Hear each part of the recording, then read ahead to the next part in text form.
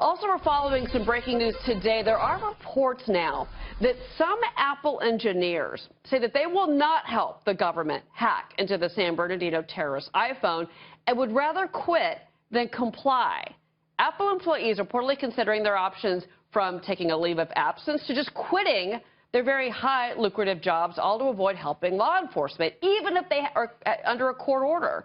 Liz MacDonald has been following. I mean, honestly, what are they thinking?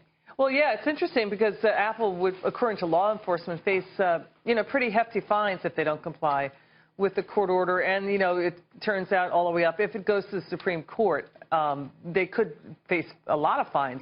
So what's happening here is that the New York Times is reporting a half a dozen engineers and former engineers. Some of them are really expert in what they do.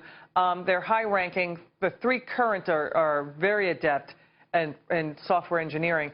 And these guys are saying, you know what, we would rather quit than comply. It is so counter to Apple's values. The other thing that's happening, too, is the hearings coming up on Tuesday, a day after Apple's product, new product conference. Right. And it's going to have witnesses. Both sides are going to be calling witnesses. It's what's called an evidentiary hearing. And we're hearing Apple's going to have its top privacy and security software engineer testify. He is now saying that if Apple's engineers do work on this new code to get into the terrorist iPhone, that they themselves could be under threat of criminal hacking personally.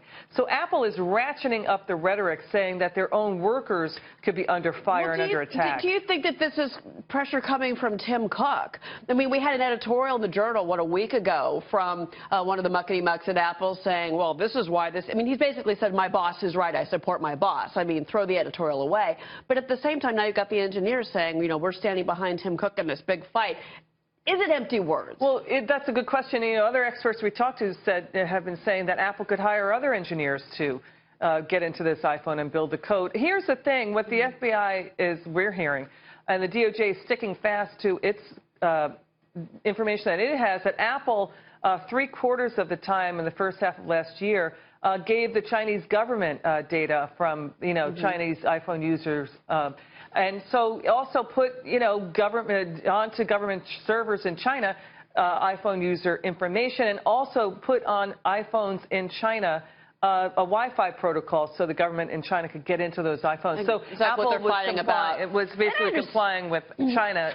I understand that, but at the same time, and, I don't know where you side on this, but I have to say, I mean, you had the FBI get a hold of a laptop of that college campus shooter out of California. Guess what they found on his laptop? ISIS propaganda. All the websites, all the extremist websites, people he'd been communicating with, all on the laptop. The FBI found that. We don't know what's on that phone. Yeah, so here's what you And Apple's saying, oh, well, it's privacy. That's a good point. Forget that. Well, here's what you can expect, Cheryl. Apple's going to say, hundreds of millions of people will be at risk if we do what the government wants. It'll be a very emotionally charged argument. It will be saying that essentially that it can't protect the own code it builds.